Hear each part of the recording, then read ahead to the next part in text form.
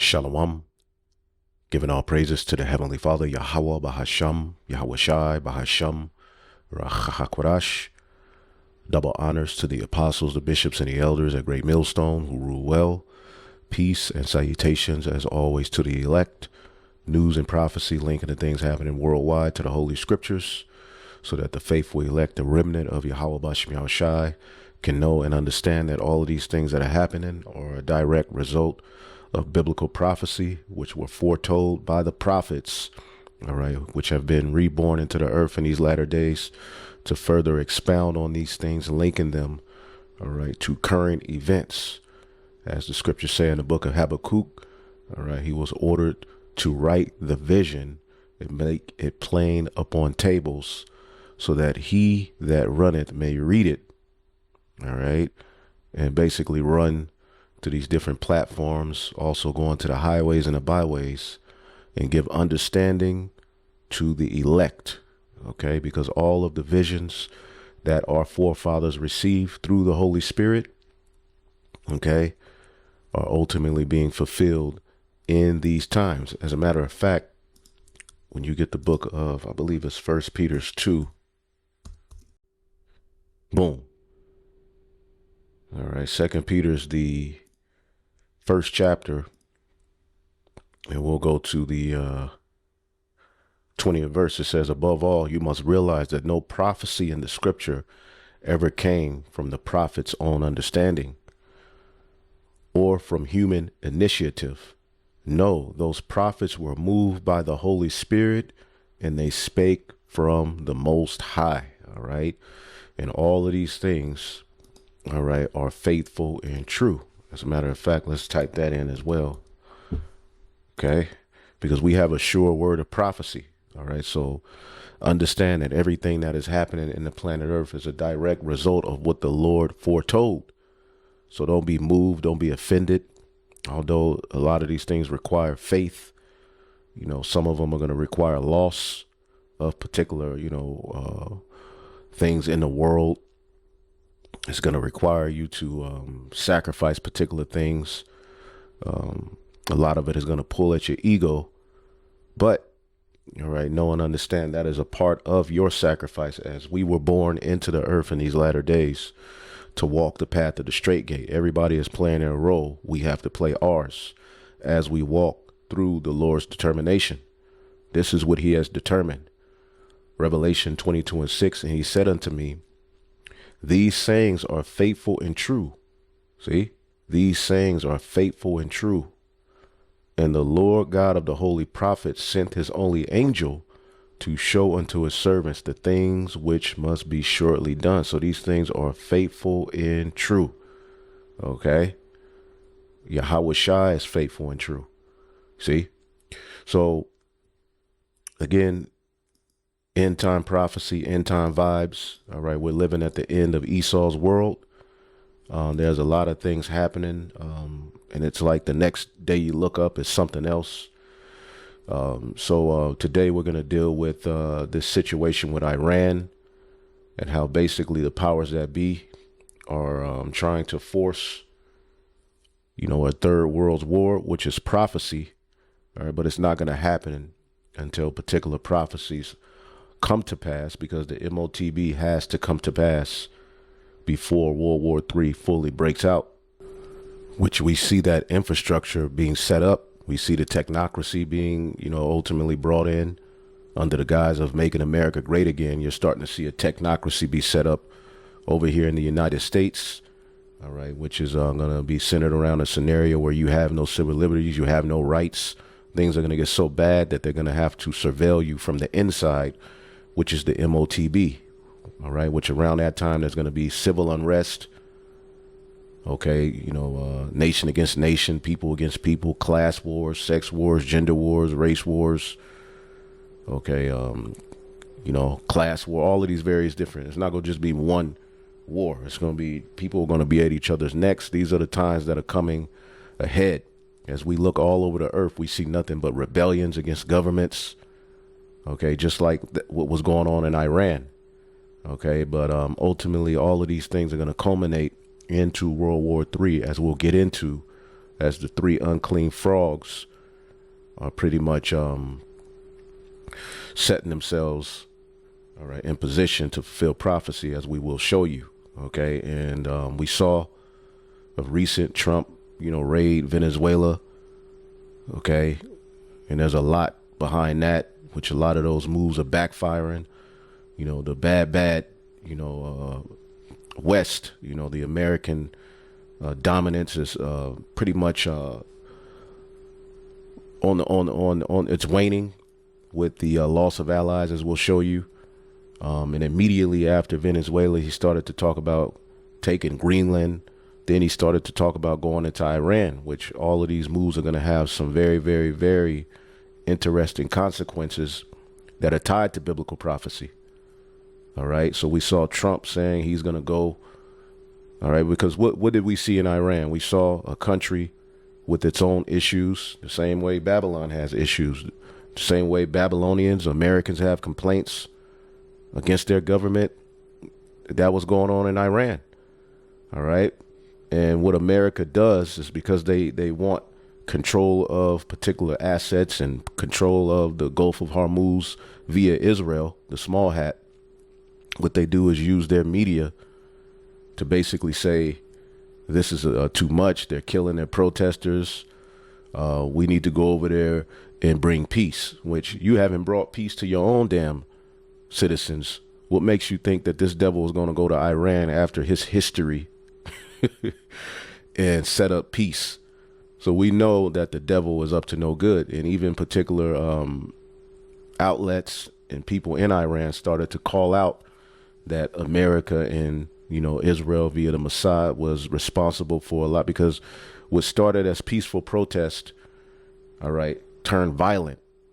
Okay. And there was a lot of propaganda being, fed to the Western, through the Western media. And this is what they do. They pretty much use their media to take the high moral ground and say, we need to go over to this particular country and set up peace. Neither keep it at home. You see, and this is ultimately the one of the major falls of the Roman Empire. They had their hands in too many conflicts. Their military was spread too thin.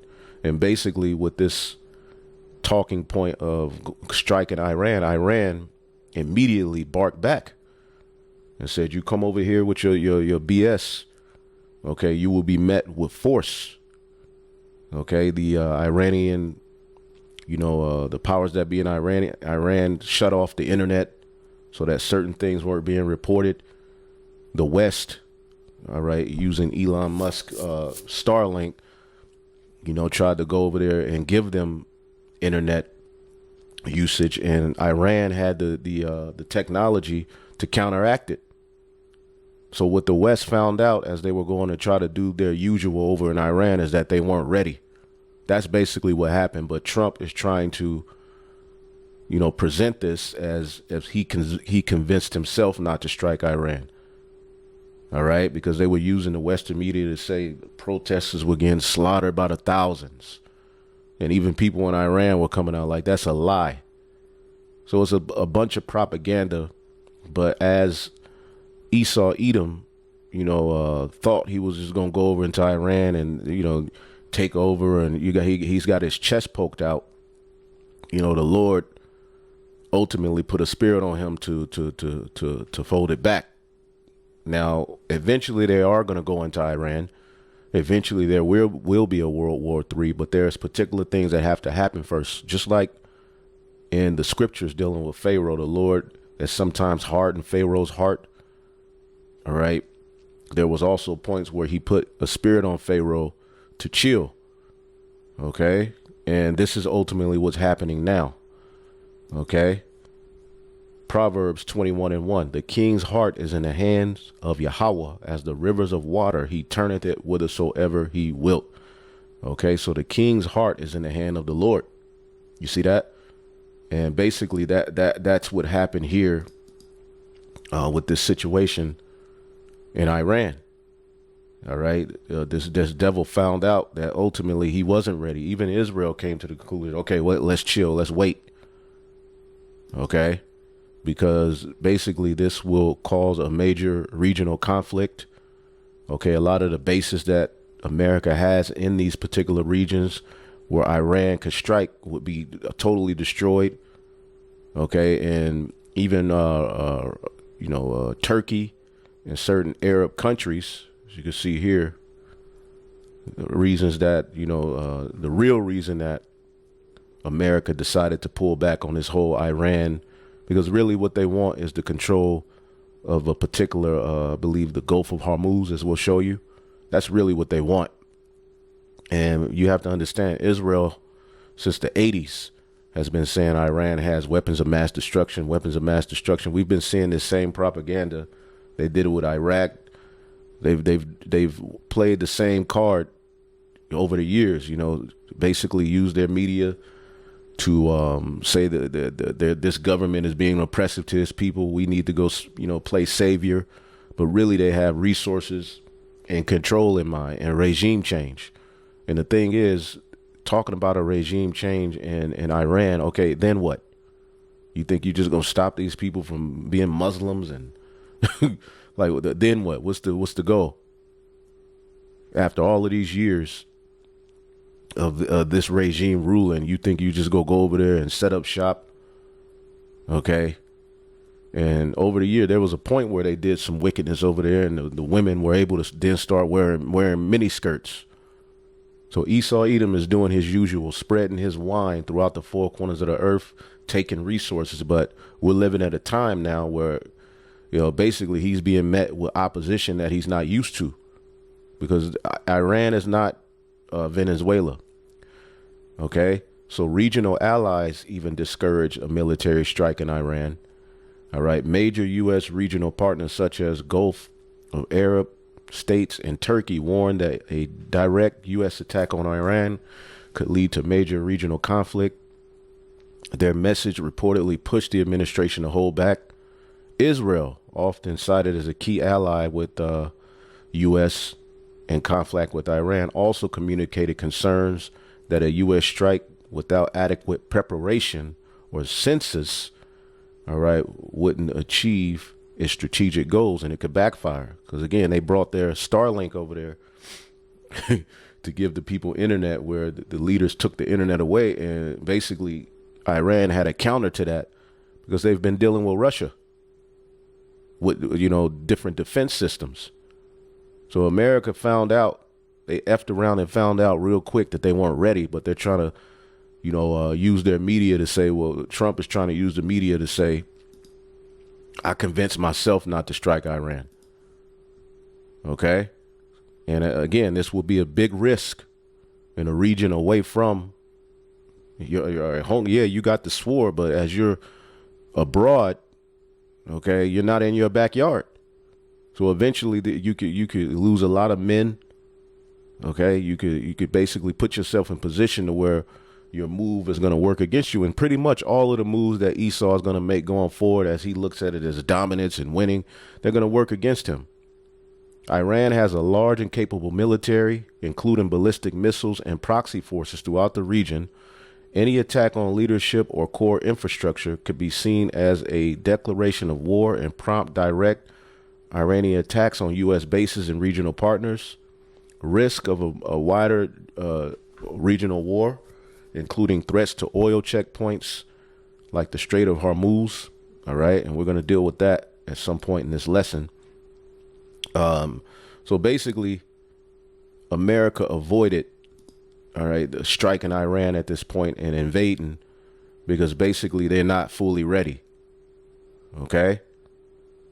So ultimately, the Lord put a spirit on Babylon to chill. Okay. But we know as the devil, moves forward, he's gonna potentially do it. As U.S. forces move into position for a potential attack on Iran, evidence that the Iranians possesses unconventional weapons emerges. See? And why can't they have weapons if you have them? Okay? But we'll get into this. Let's start here.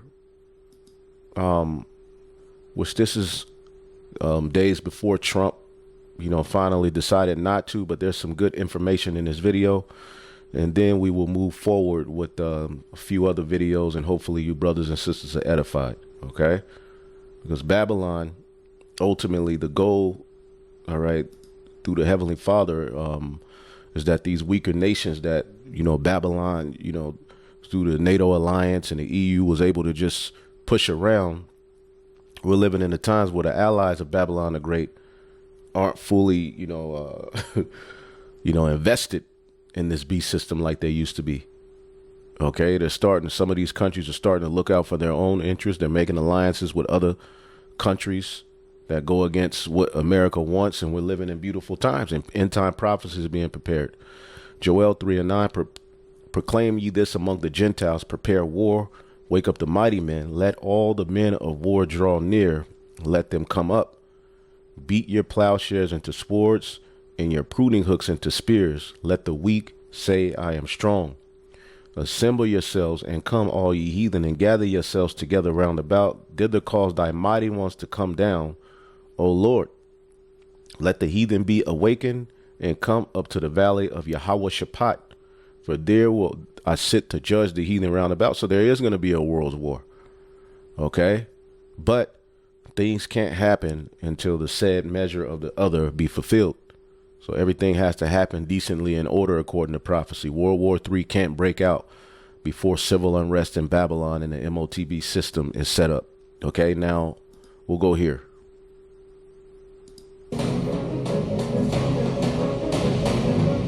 When Washington wants to sell a war, it usually starts the same way. First, it reframes a country's pain into a morality play. Then it reframes that country's sovereignty into bad behavior. And then it reframes foreign pressure into help. After that, any unrest that follows gets packaged as the people rising up, while the state is told it has no right to restore order, no right to defend itself, and no right to exist unless it obeys the empire. That is exactly what this moment feels like.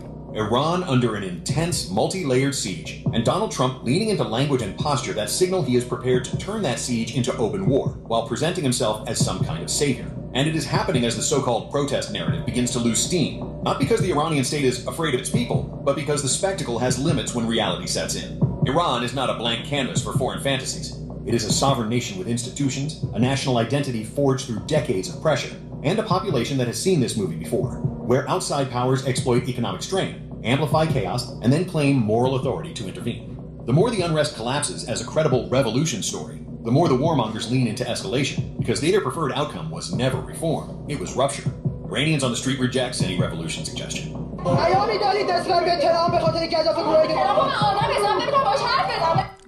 And Trump was using his Western media to say the people over in Iran were calling for him to come help. All right, you ask the people in Iran, I don't even consider him a human. All right, they don't like the people from Iran was not calling for the U.S. to. They know the history of the U.S. and what you've done and what you are capable of doing. See, and what makes you think that what you're doing to your own citizens, you won't go over there and do even worse to those citizens? So yeah, the people may have had particular, gripes against their government. I mean, that's happening worldwide. But nobody's calling for Babylon the Great to come and take over because they know what it would lead to.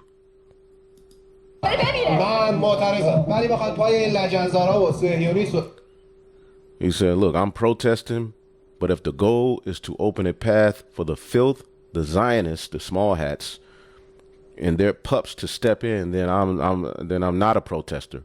See that? سکتوله‌هاش جا باز بشه نه هر چی هم با هم دیگه مشکل داشته باشیم ولی این که بخواید اینجا قطع نکنید نه ما هستیم جونمون پایین کشور می‌ذاریم هیچ کشوری به ایران من نمیتونه دست بزنه یا فرید خوردن یا خوردن از جاهای دیگه اومدن ما مردم تهرانی و باشون وایسادیم کسی که از این خاک از این مردم باشه آرامش مردمش رو هم نمیزنه ما یه So you can pause it and read what they say. I'm not going to read all that shit.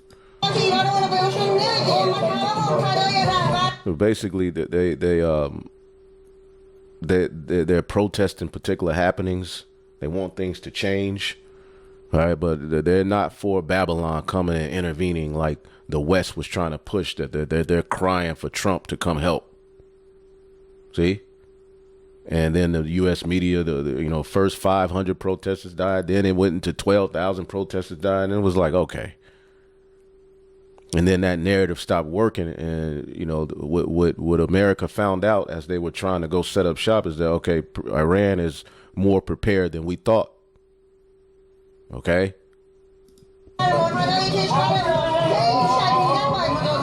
اون موقعی که 8 سال ما جنگیدیم یه سیم خاردارم نداشتیم الان که دیگه در حد نیست اینجا ونزوئلا که بخوای شبونه بخوای You can watch the video.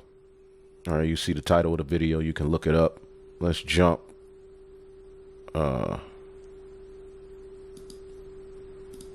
Alongside thousands of arrests.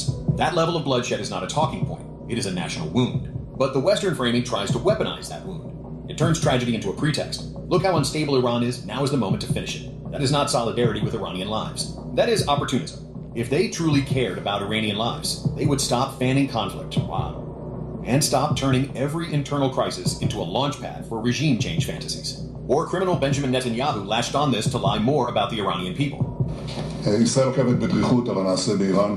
הפגנות למען החירות התפשטו ברחבי המדינה.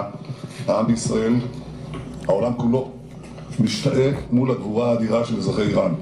ישראל תומכת במאבקם לחופש ומגן... These people don't give a damn about the citizens of Iran. Hell, the citizens over in Israel are protesting against you. Okay?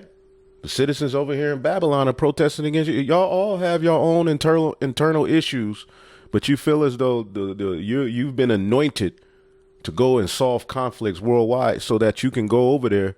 All right. And we know what the scriptures say about this guy. Let's get the book of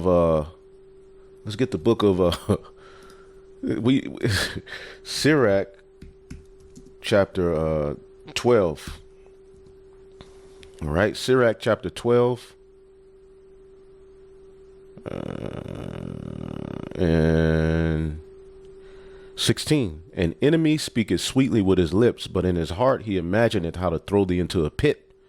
Like he's gonna get over there to Iran and then set up a situation where everything is gonna work in the interest of the common people. Look at the common people over here.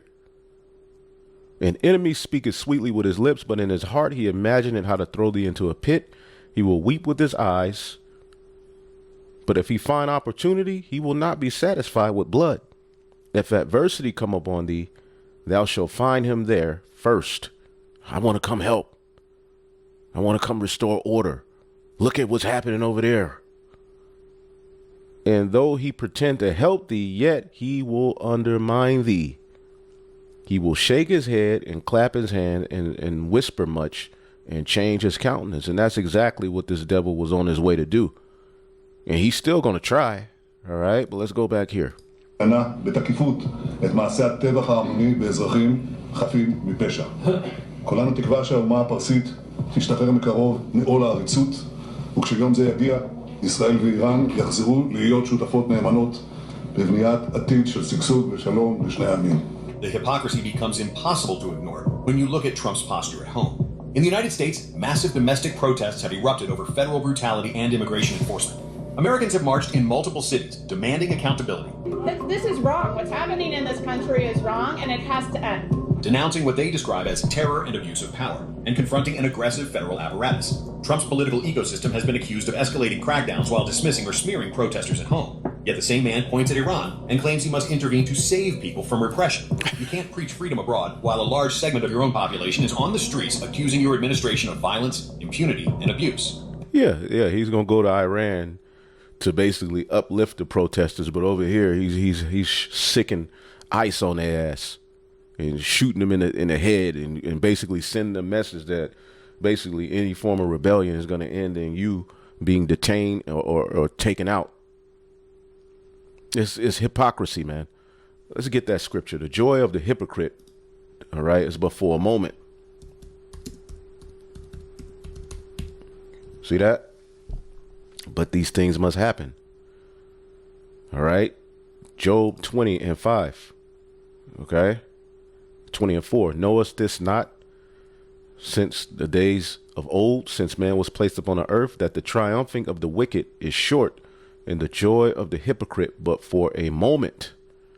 See? Though his excellency mount up to the heavens, and his head reach into the clouds, and this is where this devil was at in his pride. Okay? Yet he shall perish forever like his own dung. See? Ultimately, he's going to be taken down, man, because he's of the opinion he, all right, should have full rule and jurisdiction of everything going into this NWO. And the elites of these different countries are like, hell no. So they're not going to agree. They're not going to agree at all. This is the book of Job. Okay. 22:8. You probably think the land belongs to the powerful and only the privileged have right to it. See that? This is how Esau Edom works, man. Okay? The elites of Esau Edom are operating in a fashion that ultimately is going to lead to their demise, man. And everybody has figured out their playbook. That isn't moral leadership. That is projection. This is where the phrase America First becomes a kind of punchline. Trump postures as a nationalist, but his nationalism is selective. It becomes a flag to wave domestically, while he simultaneously seeks to detonate wars abroad for political leverage. If America were truly first, the priority would be addressing domestic fractures, restoring public trust, and confronting the failures that have put Americans in the streets protesting federal power. Instead, he redirects outward because foreign enemies are convenient. They let him turn internal chaos into external theater. They let him dress up political survival as strength. You also cannot separate this moment from the post-2025 reality. Iran is not being threatened in a vacuum. Iran has already endured direct aggression and a dangerous cycle of escalation, including a major war with Israel. That war did not just damage infrastructure, it deepened the logic of deterrence. Every sovereign state that survives a major attack rebuilds its defenses. It repairs what was hit, restores readiness, and sends a message. Do not miscalculate. Iran's rebuilding of military capability after that conflict is not a sign of evil intent. It is the most basic, predictable behavior of any state that refuses to be conquered. That is this is what he's done throughout the four corners of the earth. He did it to the Native Americans. He attacks, and then them retaliating is seen as a threat. See? That's why Trump's declaration posture, his signaling, his threats, his constant suggestion of force reason in Tehran, not as talk, but as preparation. It is understood as the next phase of a long campaign: sanctions, sabotage, assassinations, psychological operations, and then, when the target refuses to collapse, direct military coercion. That's That it. is the imperial script, and Iran has lived through it long enough to recognize the pattern before the final page is turned. Now, let's talk about the military menu Trump likely imagines, because this is where American arrogance usually hides behind technology. It is always the same set of ideas: precision airstrikes, cruise missiles launched from ships, drones conducting persistent pressure, cyber operations aimed at disrupting command and control and infrastructure, and the threat of special forces raids or broader ground action. These options get discussed in Washington as if war is a spreadsheet problem: inputs, outputs, risk tolerances. But Iran is not a shooting gallery, and the Middle East is not a laboratory. Every limited strike carries escalation risk because Iran is not a passive target that absorbs humiliation and says thank you. And the deeper problem is structural. The U.S. has placed a wide, exposed footprint across the region. Bases, personnel, logistics hubs, naval assets spread across multiple countries. Washington likes to talk like it controls escalation, but that belief collapses when you remember how many vulnerable nodes exist and how many actors can be pulled into a regional crisis. The U.S. can strike Iran, but it cannot strike Iran without inviting consequences that ripple across an entire theater. From my perspective, the real purpose of Iran's deterrent is not conquest. It is prevention. It is to make the price of attacking Iran so high that the attacker reconsiders. Iran's missile force, drone capabilities, air defenses, cyber capacity, and naval asymmetric doctrine are designed for one thing: to deny the fantasy of a clean, painless U.S. victory.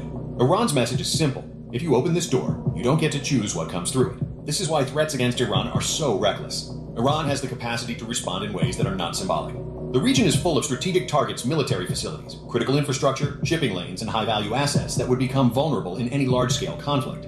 Even if Washington imagines it can suppress Iranian response, the realities of geography, dispersal, and asymmetric capacity make that confidence dangerous. Iran does not need to match America in global projection. It needs to impose localized costs that shatter the attacker's political will and expose the fragility of their regional posture. And here is where Israel's role becomes central, because Trump's posture toward Iran rarely exists without Zionist pressure and alignment.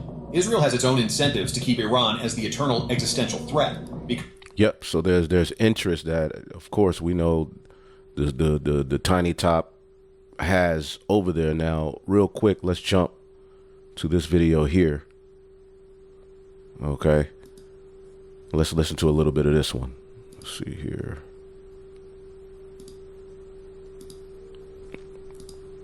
Terms that are much more favorable to the United States. It says Iran is next. Venezuela was never about oil. Even though there is a lot of pushback from some media saying, this is not lawful, right? This is not allowed. The president shouldn't be doing this.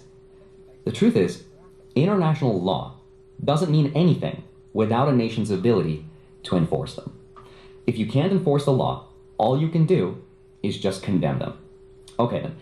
So then the question is, well, if this is how the world works right now, then what might happen next? Because a lot of people was asking, you know, why didn't Russia and Iran do something about what happened in Venezuela? All right. Well, now is not the time, because, you know, basically that's one of their allies. China, you know, Russia, you know, have interest over there. And, you know, people were looking at them like, y'all just gonna let them do your homie like that in Venezuela?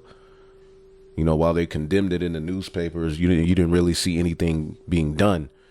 All right. But we're living in the times where moves are being made, but something is going to be done, because what is the goal ultimately that the Lord has for this place? Jeremiah 50:9, for I will raise up. All right. For lo, I will raise and cause to come up against Babylon an assembly of great nations from the north country. And the north country represents Russia. And as you can see, it says an assembly of great nations. That's because, pursuant to the book of Ezekiel, the 38th chapter, okay, when it talks about Gog and Magog, which is, you know, Russia getting, you know, Gog, all right, of Magog, all right, because Gog is of the land of Magog, you see. And as you can see here, that's Russia. When you look up an ancient, all right, map, you can see that Gog, all right, or Magog is pretty much the territory of the ancient Japhetic people, which these lands have been conquered by Edomites. See? And this is the confusion a lot of people get when they read end time prophecy. They're thinking that it's speaking of Japhet, all right, but it's speaking of the Edomite. Even the term Ashkenazi Jew, Ashkenaz is one of the sons of Japhet, but they're proclaiming to be, all right, Jews. You cannot be Japhetic and Shemitic all in one. Basically, they're saying that they're Jews from the land, all right, of Ashkenaz, which is Germany, Poland, and the different regions that these Edomites took. They're not proclaiming to be of the seed of Japhet. They're proclaiming to be of the seed of Abraham, Isaac, and Jacob, which they're not. They're the seed of Abraham, Isaac, and Esau. Anyway, we have lessons going into that to clear up that confusion.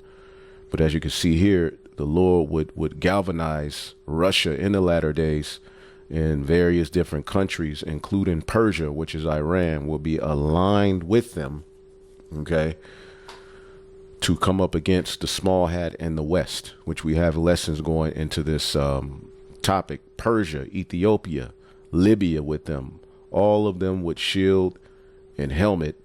Gomer, which is Turkey, and all his bands in the house of Togarmah. All right, in the north quarter, this is all Turkey and all his bands, and with many people with him. See that? Be thou prepared and prepare thyself, thou and all thy company that are assembled unto thee, and be thou a guard unto them. So the Lord is using Russia in the latter days to be a guard to particular nations that would have never stood up to Babylon the Great. We're witnessing in these times, all right, great things happening. All right, so let's go back here and listen to this. What I'm about to explain is not the official policy, but it is a very common working theory in certain geopolitical circles, and once you understand it, a lot of recent events will hopefully start to make a lot more sense. And the theory goes something like this. What we're watching is a consolidation of power between the world's major superpowers. Each power is trying to lock down what it considers non-negotiables based on their geographies. Now, in this theory, Russia's priority is Ukraine because Ukraine sits between Russia and the sea. From Russia's perspective, losing Ukraine to NATO permanently locks them out of maritime access and leaves them strategically boxed in. China's priority is Taiwan. Taiwan is all about semiconductors, industrial supply chains, and control of the Western Pacific. From China's perspective, Taiwan is a very important core strategic asset. And the United States' priority is the Western Hemisphere. That's Venezuela. That's Cuba. That's really anything, any place where rival powers could build military bases, control resources, or reroute supply chains in a way that could threaten U.S. leverage. Okay, so then the next question is, what's next? And it seems like the next big move is most likely going to be Iran. Iran is important for a couple different reasons. First, Iran controls the northern edge of something called the Strait of Hormuz, which is one of the most important choke points in the entire world. Roughly 1/5 of all the oil in the world moves through that small stretch of water every single day. Saudi Arabia, the UAE, Kuwait, Iran, Qatar, all of their exports pass through that area.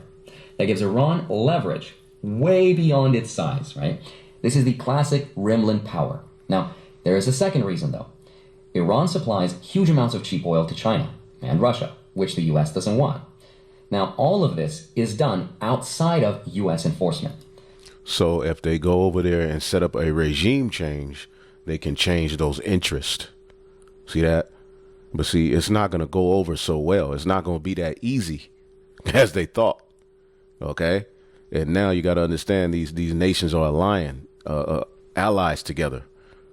All right? You see the BRICS, okay, which I believe that's a front for military joint, but we'll see. Okay?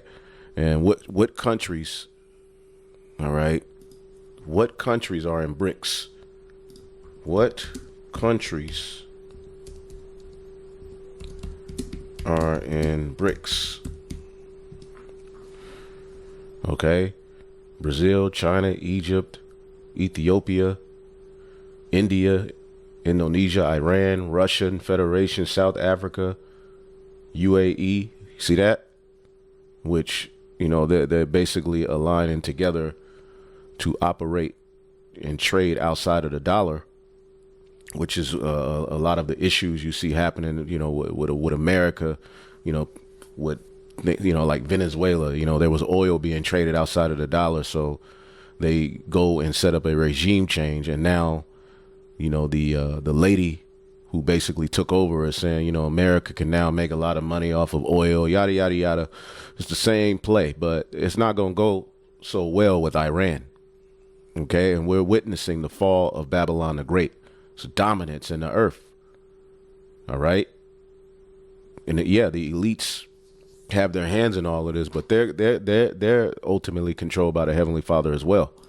That weakens U.S. sanction power, and it makes China more independent of the U.S. than the U.S. wants. It's not just China. Iran also coordinates closely with Russia, especially since 2022. Iran supplies drones and weapons and all sorts of things that the U.S. doesn't like. And then, of course, there's reason number 3, which is the elephant in the room, which is Israel. Iran's threat to Israel is one of the most important reasons that the United States treats Iran differently from almost everybody else. Israel is very important to the U.S. because Israel is also one of the biggest buyers of U.S. military technologies, and it's also a proxy of security in the Middle East. So it's almost like the U.S. can defend its interests in the Middle East without actually physically being there. So Iran fits perfectly into everything that we talked about. It uses rimland geography to threaten energy. It supplies oil to adversaries like China and Russia. It goes around the settlement network, which is the US dollar. It pressures an ally. And Iran's interests were also present in Venezuela. So there's a lot of reasons, but more than likely, this theory says Iran is next for the US, Taiwan is next for China, and of course, Ukraine might fall to Russia. And then all our war is coming. Now, none of this guarantees that's what happens next. And eventually that is what's going to happen.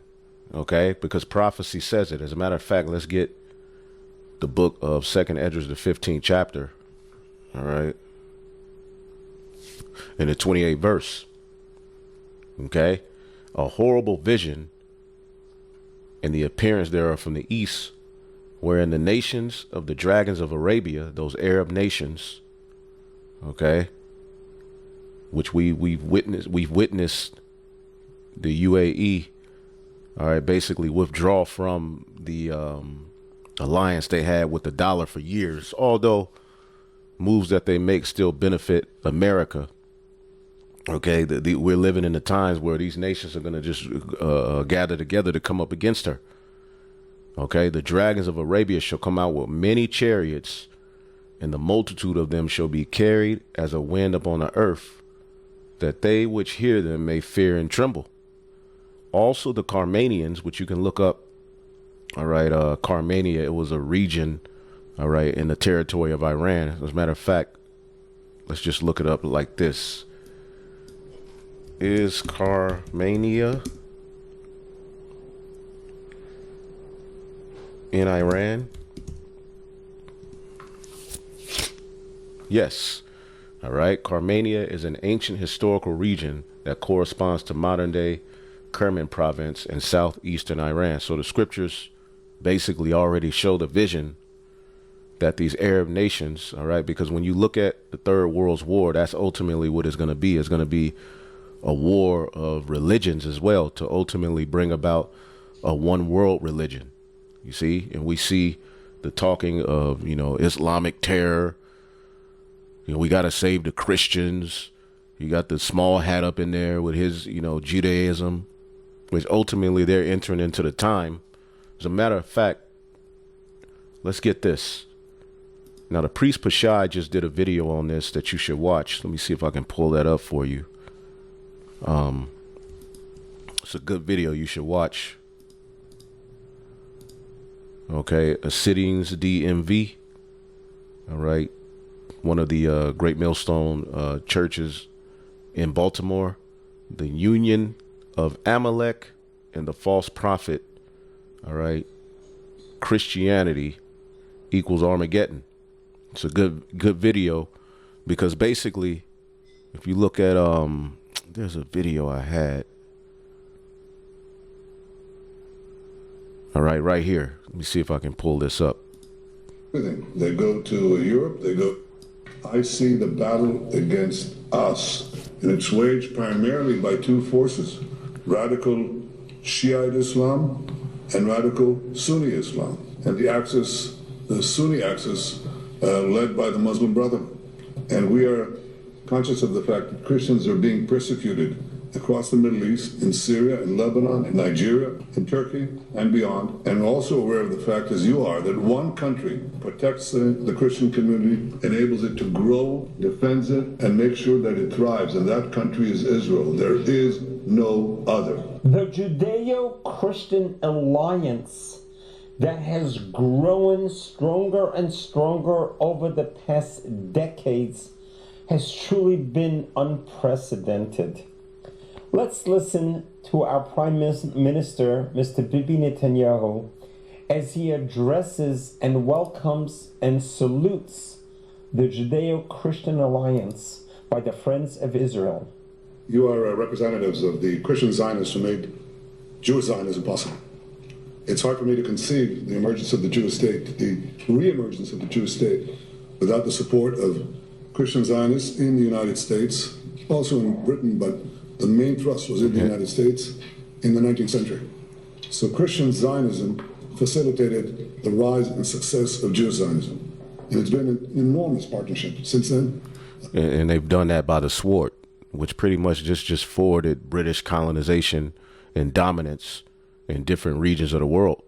And you see, they're going to use the talking point of, Christian Zionism, linking with, actual Zionism to fight a war against, all right, the Muslims.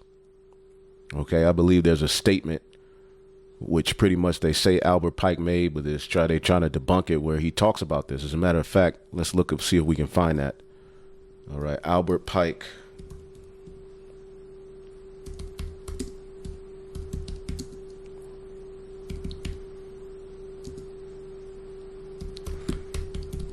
Okay.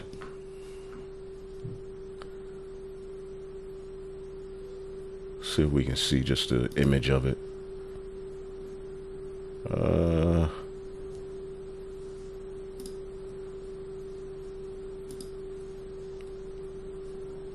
Let's see if we can find that. I don't. Damn it.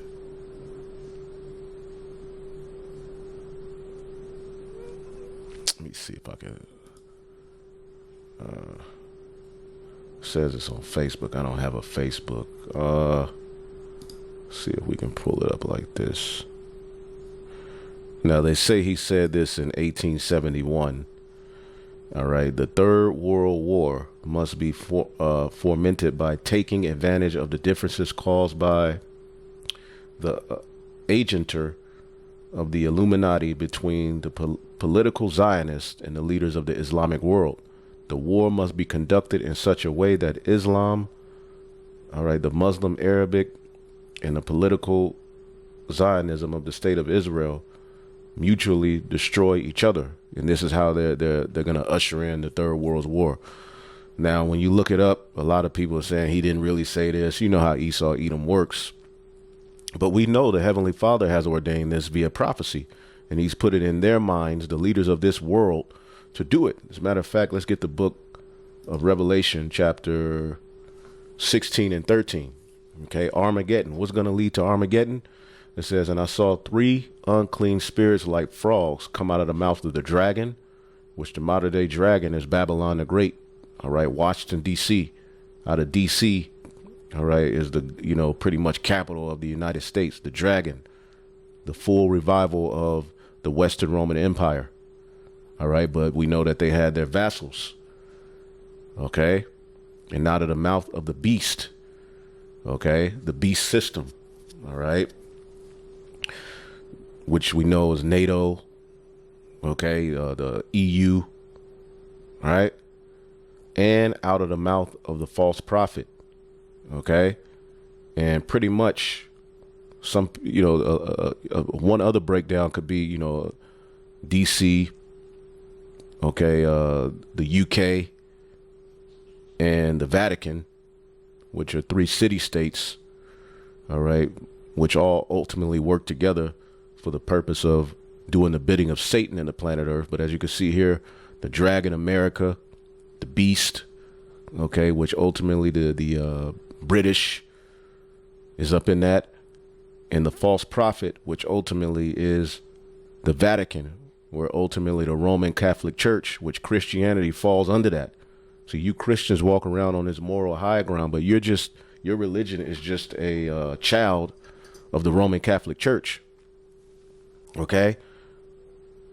For they are the spirits of devils working miracles, which go forth into the kings of the earth, okay, to stir up war, to sit on a moral high ground and say we need to set up this, we need to do this, we need to do that, using the technology they've been blessed with now, which go forth into the kings of the earth and to the whole world to gather them to the battle of the great day of the Almighty power. Okay, so we can see the aspect of the false prophet, they're false. All right, you know, Christianity, which stems from the Roman Catholic Church, all right, at work as one of the means that we need to establish war. And this is what we're seeing. Let's see if I can bring that back up. Okay. I've known some of you. Mike, how long have we known? Since we were teenagers, something like that? A long time. 46 years. 46 years, since we were a little more than teenagers. But I can say that you have no better friends, and I mean that sincerely. You have stood by us through thick and thin, and now we're challenged by new challenges, but equally with new opportunities. We fought, as you know, a 7-front war, and we've come out in many ways victorious, but there's an 8th front, and that's the front for the hearts and minds of the people, especially young people in the West, and for me especially in the United States, and for me especially on the conservative wing of the United States. And I think it's not just Israel's battle. I think it's our common Judeo-Christian civilization's battle. See that? I think we have to engage in that battle as forcefully, with as much resolution as we engage the other 7 fronts. I think it affects not only Israel, it affects America, it affects our alliance, it affects the future of Western civilization. And I don't think I'm exaggerating one bit. I have here my colleague, Israel's ambassador to the United States. You can watch the rest of this video. Christian audience on edge as Netanyahu has dire warning about Islam in America. Okay, so you're getting ready to see an uptick of Islam, all right, being talked about in the news, and eventually they're gonna link, all right, you know, the Hebrew Israelites to that.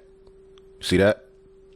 This is what the likes of Vocab Malone have been set up to do, to link the Hebrew Israelites to Islamic terror. All right, because there's getting ready to be some kind of event that takes place here on the soils of America that there's going to be blamed on, all right, the Islam. See that?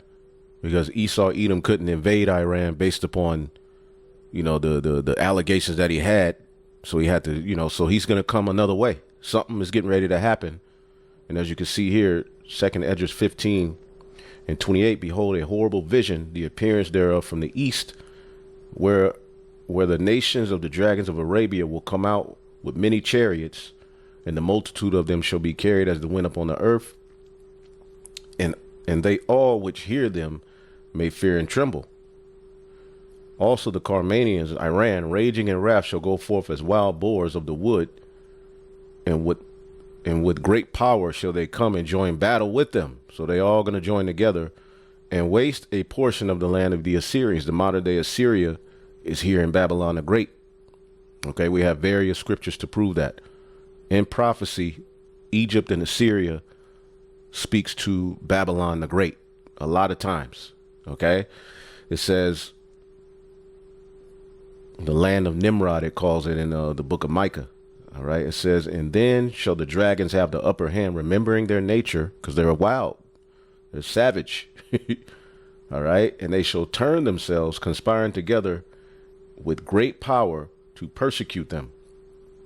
Okay, then shall these be troubled and bled, and shall keep silence through their power and flee their media. Okay, so basically it says, and from the land of Assyria shall the enemy besiege them, and shall consume some of them, and in their hosts shall be fear and dread and strife among their kings. So there's a lot coming down the pipe, and 2026 could be the year where we see these things, but we see the moves being made through the Holy Spirit to complete all of this.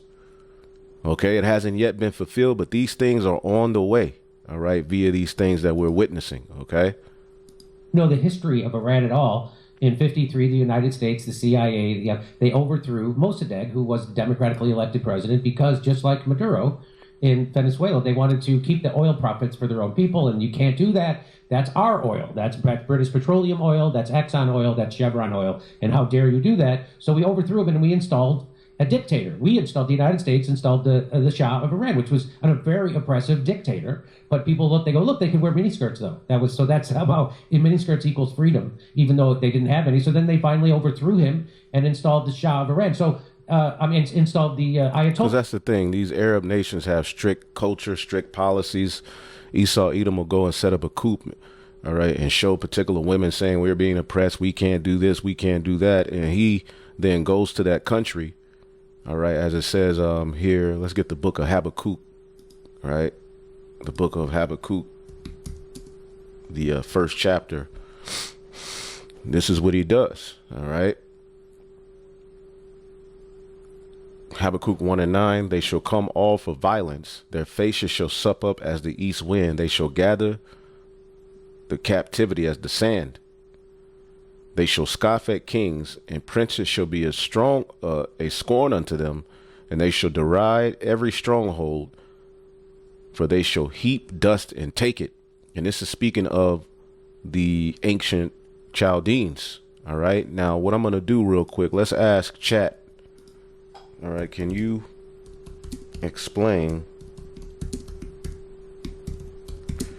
1 and 10? What were the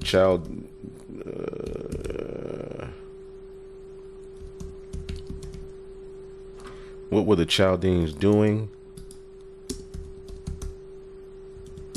Stealing land?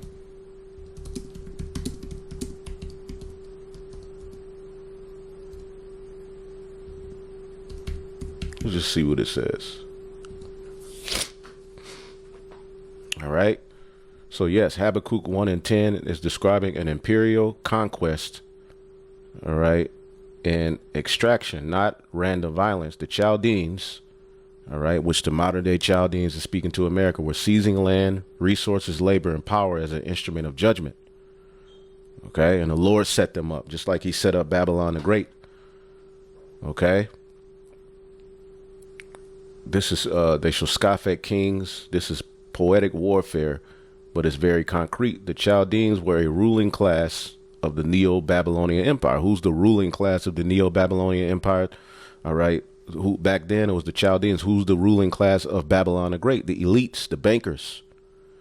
All right, which are a part of those 3 unclean frogs we just read about. It says a military imperial power, expansionist, known for siege warfare, known for deportations and tribute extractions.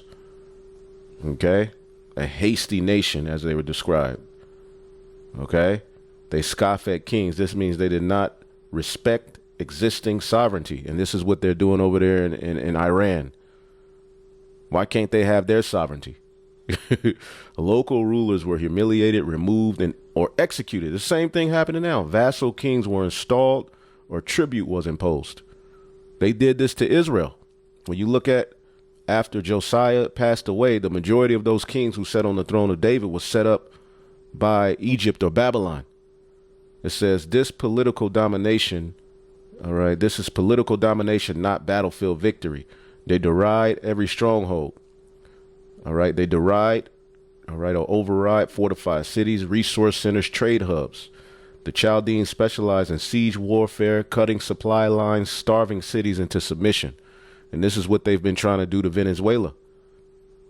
Okay, but now there's other players that have come to where Venezuela can sort of keep their economy going through trading outside of the dollar. Okay. They shall heap up dust and take it. Siege ramps. Archaeology confirms Babylonians use earthen ramps to breach cities. Now they have technology like Palantir. Okay. All right. Basically seizing, possessing, and claiming as their own. And that's what they want to do with the oil in that region. Because the oil in that region is benefiting China and Russia above what, America's comfort level. And there's more. Just like what's going on in Greenland. There's some hardcore resources that they have over in that land that are going to be beneficial to Babylon. So they confiscated farmland, seizure of gold, silver, and livestock, forced tribute, deportation or skilled labor, control of trade routes. See, this is ultimately what's going on, as we just showed you. All right. Iran has control of a very, very important route where oil is transported. All right. Hormuz. Okay. Where were we at?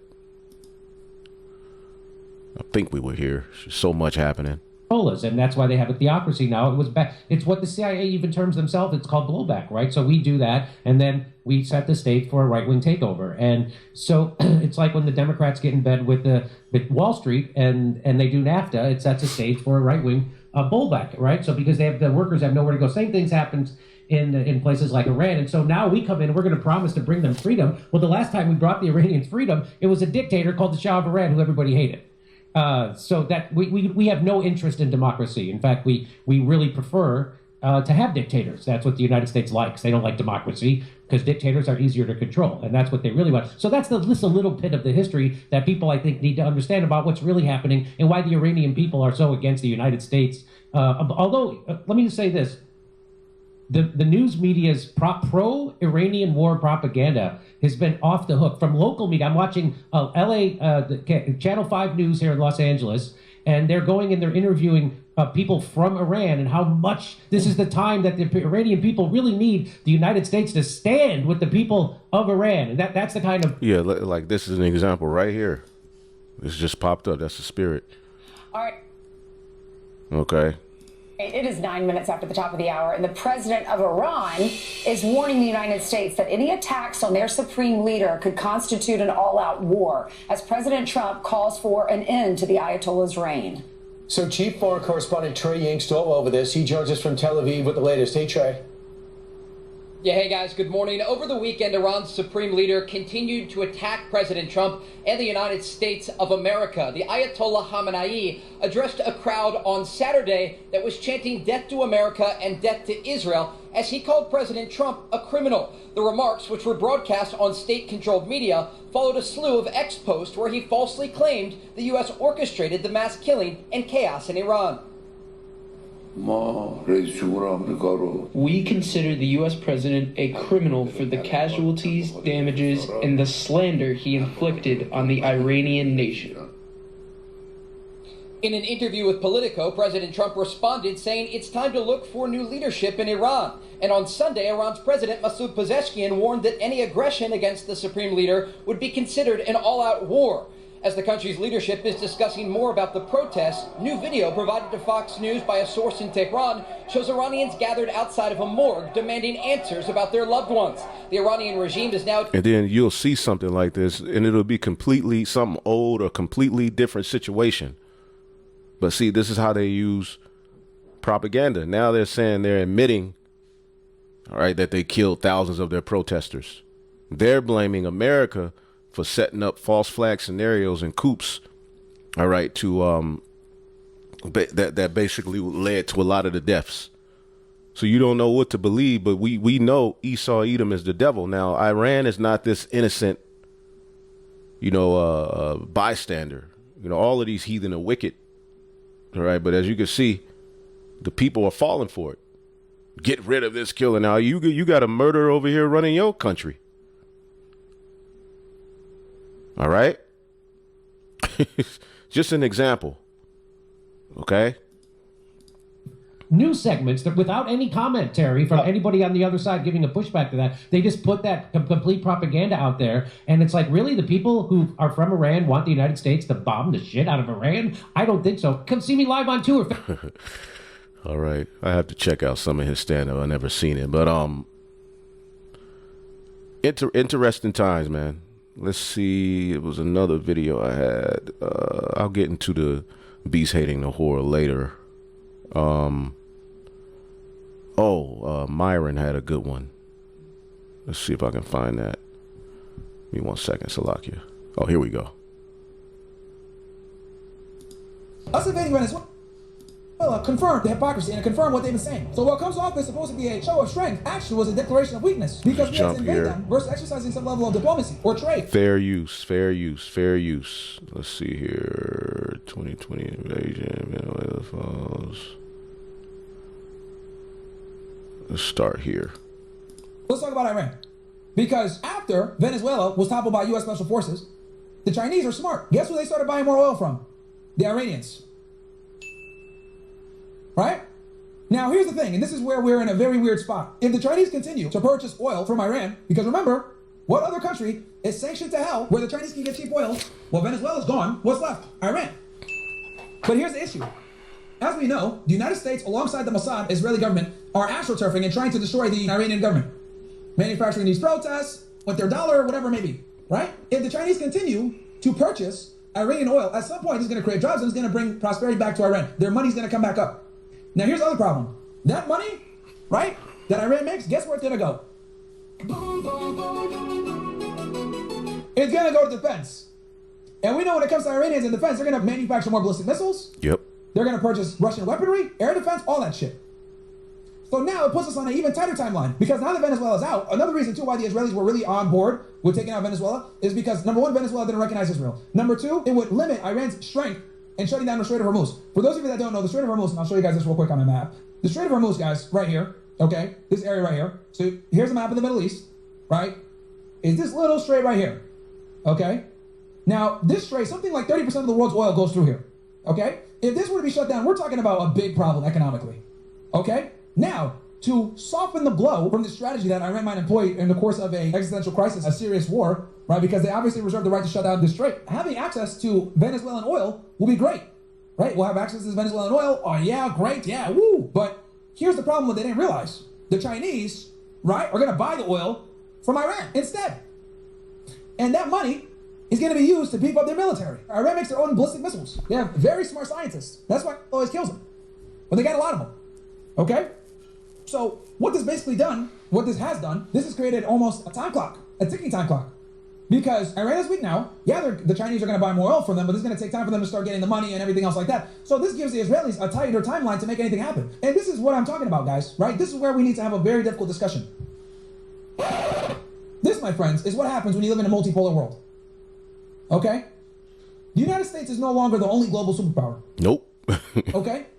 The disparity that we once enjoyed between these countries is pretty much dissipated. We are not that far ahead of China and Russia to the point where we can tell them what to do. And Putin talked about this back in, I think, Munich in 2007, of being in a multipolar world. It's here, boys. It's here. And for some odd reason, American political commentators refuse to accept the fact that we live in a multipolar world. If you truly love America, you need to be able to understand the truth and the reality of where we stand. And where we stand nowadays is we are not that more advanced than China and Russia. They have nuclear weapons, they have a capable military, they have huge militaries, and our hegemon status, especially with our financial institutions, does not have the same, how do I say this, asphyxiation effect that it used to have. Russia, Iran, Venezuela, China, all these countries have proven, right, in BRICS in general, that there is a rising alternative. And this is the biggest reason why I don't like the Venezuelan invasion. I don't know if you guys noticed, but a bunch of countries came forward to condemn the United States for that. Okay? And the reason why they condemn the United States is because we are now hypocrites. Did we not just lecture Russia for what? Oh, 4 years now, going on 4 years. They invaded back in 2022. It's been 4 years, chap. Did we not lecture them that you cannot invade a country and take away their sovereignty? We did the same shit. Article 2, we did the same shit. So who are we to lecture Russia? Have we not been talking about China better not invade Taiwan? Who are we to now tell China they can't invade Taiwan? And what we've basically done is we have validified and vindicated both Putin and Ping, leaders of Russia and China respectively. They've been talking about this for years, saying that we are bullies. We use our financial power and overrepresentation in our military to bully people, sanction people, to control governments, to run coups, and we're hypocrites. That's what they've been saying about us for years. Us invading Venezuela confirmed the hypocrisy and it confirmed what they've been saying. So guess what's going to happen? Countries are going to slowly de-dollarize. Countries are going to slowly start to buy more gold. Yep, and this is Habakkuk. Let's get the book of Habakkuk. All right. Chapter 2. Habakkuk chapter 2 and 5. Yea, also because he transgressed by wine, he is a proud man, neither keepeth at home. I mean, just based on what we've just went into in this lesson, he don't stay his ass at home. He's all over the world.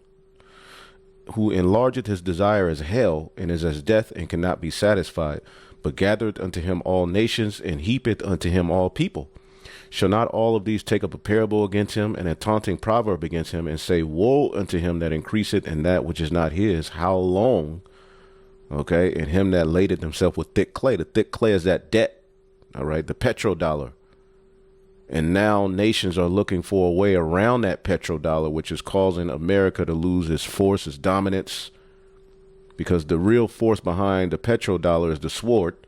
Now all of these nations are sworded up. We know Babylon is the dominant on paper, but if all of these nations come and put their missiles together, right? Jeremiah 51 and 44, I will punish Baal in Babylon, and I will bring forth out of his mouth all that he swallowed up. And the nations shall not flow together any more unto him. Yea, the wall of Babylon shall fall. So the nations are looking for a way around Babylon's influence. See, shall not they rise up and suddenly, all right, Habakkuk 2 and 7, shall they not rise up suddenly and shall bite thee? Okay, and ultimately trading outside of the dollar is starting, all right, to stress America out. Okay, and a weight that shall vex thee, and they shall be booties unto them. Ultimately, you're getting ready to be a spoil, because thou hast spoiled many nations. The remnant of all the people shall spoil thee, because of men's blood, and for the violence of the land and of the city, and of all that dwell therein. Woe to him that covet an evil covetousness unto his house. See, and this is an evil covetousness, man. Okay. Countries are slowly going to try to distance themselves from SWIFT. Countries are slowly going to start doing secret partnerships with China and Russia, because we've kind of exposed ourselves where if you don't comply with what we do, we're going to invade you anyway. So now holding US dollars is a liability, not an asset. Now having oil and not doing transactions in the US dollar is a liability, not an asset. Now, if we don't follow what the United States says, we can get kicked off SWIFT. Russia has shown that you don't need to be under SWIFT to be successful. Venezuela tried to show that if you have a lot of oil, you can go ahead and not. In SWIFT, I know exactly what it is. It's basically in order to trade in particular resources, you have to basically pay a debt to SWIFT, I believe. What is SWIFT? I forget. Okay, SWIFT can stand for Society of Worldwide International Interbank Financial Telecommunications, a secure messaging network for banks to send payment instructions globally, and a popular high-level programming language applied by Apple for developing apps. All right. Let's see here. Let's go here. How is SWIFT?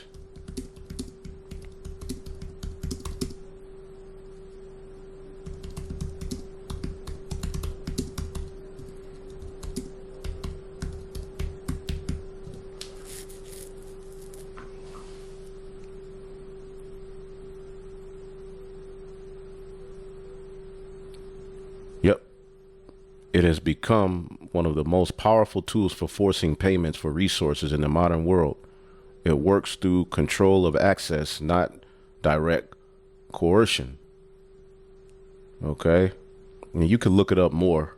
All right? But this is another way that America, all right, keeps their hand, all right, in transactions. Okay? Let's see. Over 11,000 banks in 200 plus countries. The elites. It does not move money, but without it, cross-border payments become slow, risky, or impossible. Why SWIFT matters for resources. Most global resources are traded in US dollars through international banks with letters of credit, insurance, and shipping guarantees. All of that depends on SWIFT messages. If you can't use SWIFT, you can't reliably get paid. You can't ensure shipments. Buyers hesitate to trade with you. See that? How SWIFT enforces payment resources. Access equals legitimacy. If a country or company is connected to SWIFT, buyers trust payments will clear. Sellers trust money will arrive. Shipping and insurance companies cooperate. Okay, and you can go more into that. But this benefits Babylon. So as he's saying, let's rewind selector. Slowly going to try to distance themselves from SWIFT. Countries are slowly going to start doing secret partnerships with China and Russia because we've kind of exposed ourselves where if you don't comply with what we do, we're going to invade you anyway. So now holding US dollars is a liability, not an asset. Now having oil and not doing transactions in the US dollar is a liability, not an asset. Now, if we don't follow what the United States says, we can get kicked off SWIFT. Russia has shown that you don't need to be under SWIFT to be successful.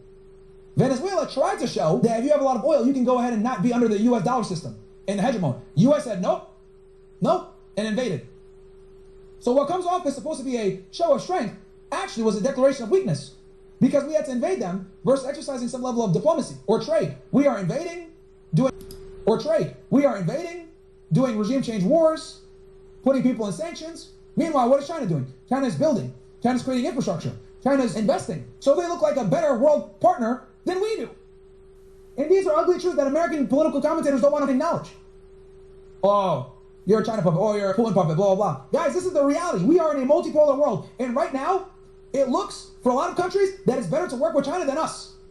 China has been in a war since 1979. We've been in several. When's the last coup that China ran to destabilize the government? I can't even think of one, but we've done several, maybe 50 plus. At least it's not public. I'm sure China does a whole bunch of bullshit behind the scenes. And the thing that pisses me off is that China's a corrupt government.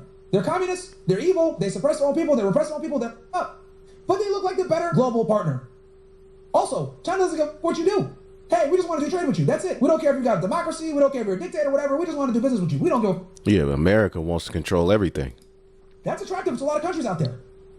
Oh, you're not going to meddle in our affairs? You're not going to intervene? You just want to do business? Awesome, let's do it.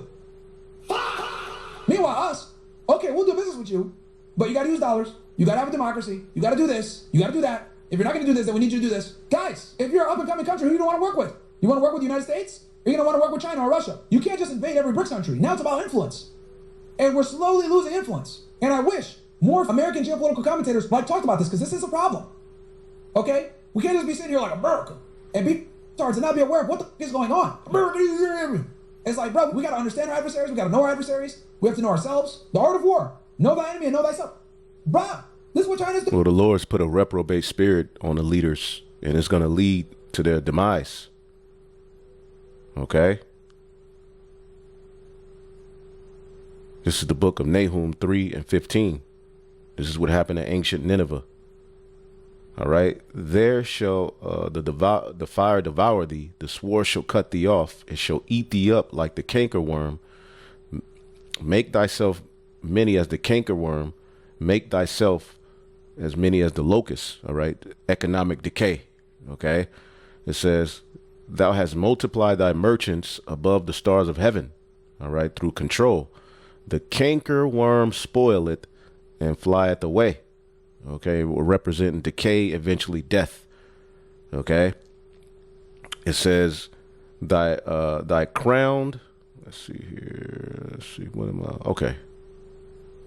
Oh, okay. Here's the point. Let me just jump here. There is no healing of thy bruise. Thy wound is grievous. All that hear of the brood of thee shall clap thy hands over thee. For upon whom have not thy wickedness passed continually? So all of these nations, they're fed up with Babylon. Not to mention what's going on with Greenland, and now Trump imposing tariffs on his own allies, which we'll get into in another lesson. But I believe that's all I had. China is doing deals by investing and helping create infrastructure and diplomacy. What are we doing? Invading countries, running coups, destabilizing, doing regime change wars, and we're being hypocrites. So we are absolutely losing influence. And not only are we losing influence, we're losing influence in South America. What, 54, I think, out of like 55 Latin American countries? Or no, that's Africa. Africa's working with China heavy. China's building all types of infrastructure in Africa. But in Latin America, lots of countries are doing trade with China. The Monroe Doctrine is a joke. China's been in South America forever. I could have told you all this back in 2018. They're all over the Bahamas. They're all over Jamaica. Go to Jamaica. Anyone go to Jamaica. People say, oh, the Monroe Doctrine. You clearly haven't been to the South America. You haven't been in the Caribbean. There's Chinese all over Jamaica, bro. So all of these moves being made by America is only, making China and Russia look like the better option to ally themselves with. The Iranians have been doing this for some time now. They're fed up. This isn't the first time Israel has organized large-scale demonstrations.